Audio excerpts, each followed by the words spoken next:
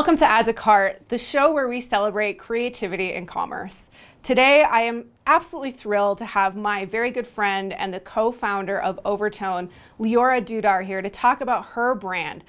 The brand of oVertone is one that you cannot miss. They are the preeminent company to create color depositing hair products, specifically conditioners that allow you to keep your vibrant fantasy hair colors alive. So if you're into pink, red, green, blue hair, rainbow hair, you need to know Liora, you need to know her products.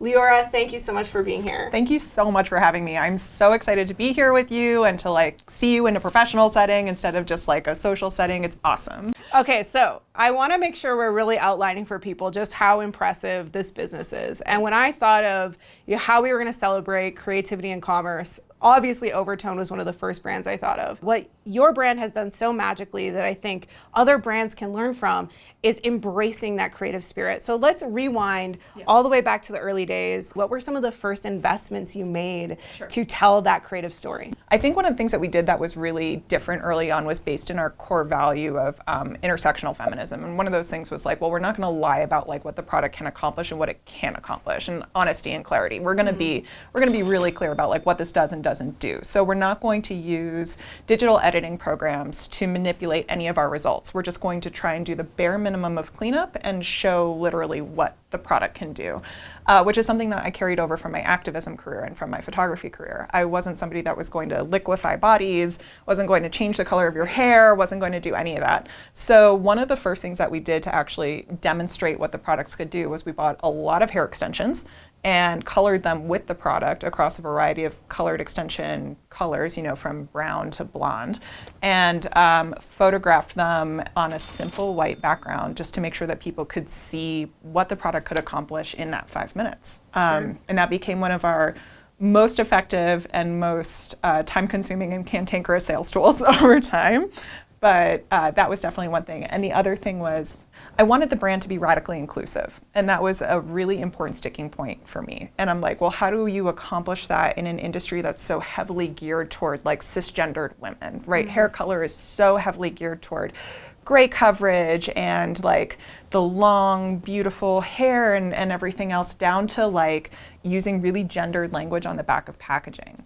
And what we made the decision, and what I really enforced as a decision early on, was we have to make this radically inclusive on everything down to our copy. So we're not going to say words like brunette, because I don't know the last time I heard a non-binary person or a man referred to as a brunette. We're going to say brown hair. We're going to choose really simple, straightforward language and really sort of clean lines that could be seen in anybody's shower to make sure that everybody feels like they can reach for the product and bring it in. So talk a little bit about the breadth and depth of types of folks that you try to show, and also why that was so important to you. Sure. There are so many types of people in the world, right? So when we were looking for models, we wanted to embrace size, so size inclusivity. So hair color doesn't matter how big you are, how small you are, how tall you are, how short you are. We wanted to embrace different abilities. So one of the things that's really difficult about hair color is the application process. So holding a hair color tint brush and applying it painstakingly over hair. This product is actually, we've been told by that community, is easier to apply with just your hands for folks that struggle with arthritis in their fingers, down to things like image captions on Instagram before Instagram created that section in the back end for them so that folks who had visual impairments or who were legally blind could interact with and engage with our products. Curl types and hair types, it goes so 1 through 4 and then A through C. And for folks that sort of are on the 3B to C, so I think I'm somewhere in that curl range of 3, you get told that you can't bleach your hair, you can't color your hair, you're going to damage your hair, you're going to lose your curl pattern, and all of that is true unless you have the right education and products to support it. So we wanted to show over tell. Everyone is welcome here, and we're going to show you that our products work on your hair. We're going to show you people that love to color your hair with your curl texture, with your hair texture, and we're going to teach you how to use the product through these beautiful instructions, which we did with video content. What you just hit on, the importance of show, don't tell, is so critical for brands. But the second thing that you hit on that I believe is the real difference maker, the reason why oVertone is oVertone, is you invested in content with abandon. there was not ever enough content. Never. Talk to us about the content creation schedule in those early days. I mean, content creation schedule was as often as I could be literally shooting. It was making graphic design on Canva. It was literally learning the bare minimum of Illustrator to make things done, which I had never used before. And then it was trying to create a color palette, which was super weird for a company that had, invested in a huge range of colors, that I really wanted our color palette to be white, black, gray, because I really felt that having like a gender neutral and inclusive brand meant that I couldn't pick a favorite child. So I couldn't like highlight one color over anything else. I had to create a really neutral palette. People would typically be like, but you have so much to play with. And my response to that was always, there's a lot of liberty in restriction. And like editing yourself down and making sure that the choices you make are intentional and communicative, especially from a visual perspective, were like very key items to teach early on. We needed to highlight the color, not like envelop people in such a way that they became overwhelmed. Because the truth is we had a lot of skew and we needed to help people choose and find what they wanted, because it was already almost an overwhelming process to suddenly be faced with so much opportunity that it was basically like, how do we help you find this through our visual communication? oVertone was a bootstrapped company. 100%. In a sea of direct-to-consumer brands during the time, you started the company in what year? 2014. In 2014, in a sea of direct-to-consumer companies that were raising huge amounts of capital, you were not investing your time in going and getting other people's money. No. You were investing your time in showing customers how your product worked. Yes. You were investing your time in creating content. Yes. What was the long tail effect of those investments? How did your community respond over time? There were like two separate groups. So the first group we talked to were people who, were used to mixing dye and conditioner at home. So they were familiar with the concept, but it was the first time that a company had ever invested in their time, in their pain points, and in the things that they already knew. So they already were coming in and saying, I know, like, amazing that you made it. Thank you so much. I'll take it from here.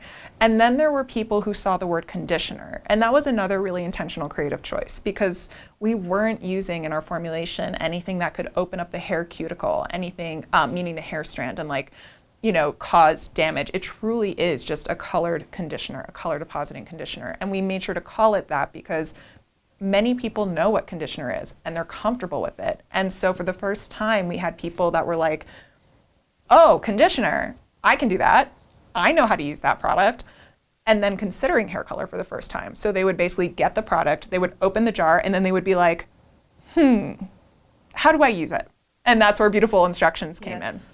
So basically we would try and make these 20 to 30 second video spots that were like, open jar, apply to head, wait 5 minutes, rinse, ta-da! And like just get people comfortable with the idea that like the only thing you need to do is put it on your head.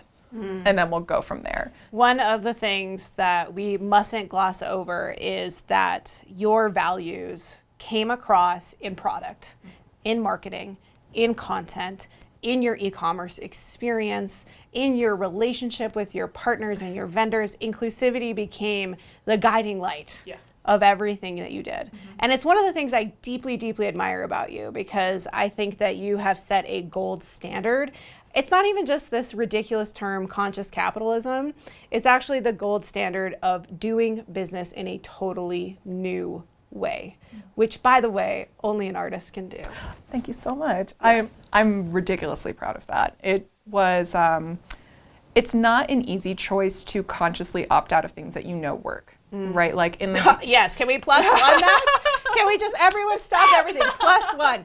It is difficult to make choices that are going to work. And actually, on the internet, which in a world of e-commerce and selling direct to consumer, we are often rewarded for bad behavior. Well, in hair care, digitally altering people's faces to be like perfectly symmetrical, or like it would have been so much easier to just create hair strands digitally. It would have been so much easier to like do things in this other way, and consciously opting out of them and being like, no, I know that you're really sick of coloring hair extensions and shampooing them, and like I literally have like pounds and just boxes of hair. Like for your team. So for my your team had to, for every product, every time, we will not do renders. Renders are not allowed. Renders are not allowed. I actually have a phrase. Renders create returns. Yes. That's no, my I completely phrase. agree. Renders create returns, but also it was like explaining the product to people. It has such magical thinking behind it that folks would actually need to be ensured that what they were seeing on the website, especially because it was e-commerce and it wasn't retail, so there wasn't a physical location where people could interact with the product. They really needed to see what it was about, which is where video became incredibly important. How does this product feel like? How do I scoop it out of the jar? How do I squeeze it out of the bottle? How do I use it? Became very much like we had to really reinforce that tactical experience. And it's about respecting your customer, because you're saying this is actually how it's going to be. When you purchase this, when you literally add to cart, and then we put it in a box and we ship it to your house, and then it gets to your house, the experience you saw on our website is the experience you're going to have at home. Exactly. What is the one thing that you would tell someone who's starting an e-commerce store now to do, to invest in, to choose, in order to have the kind of success that you've been able to experience? I think abandon perfection with reckless abandon. Like just leave perfection alone. One of our other core values was dedication to quality. And what we meant by that was quality of our interactions, quality of our product, quality of the things that we put out, and like pride in those things. But dedication to quality stops at 90% or even 85%, because at 85 to 90%, that remaining 15%, you're just changing things. You're not necessarily making it better. And the most important thing that has to happen is that it needs to get out the door so that you get the response from your clients, from your community, to actually make the changes that matter more, that actually make the changes that mean something to them, that will like improve your process, improve your sales. So you can tweak whatever you want, like over time, but the only opinion that matters is that of your clients. So let them make those last 15% tweaks. Don't be afraid to release it early. Tell the wonderful people in that camera over there where they can buy oVertone. You can buy oVertone on the website, oVertone.co, and also on Amazon and Target. And finally, so many people have so many things to learn from you. Where can people follow you on the socials? If you enjoy irregular Instagram updates, you can follow me at K_Liora, Liora. Irregular Instagram updates and amazing art. And amazing art. Amazing fine art photography. Thank you. If you like this video, please like and subscribe to this channel. We want to thank you so much for checking out Add to Cart. And of course, we also want to thank Liora for being here. Thank you so much, Liora. Thank you for having me. Of course.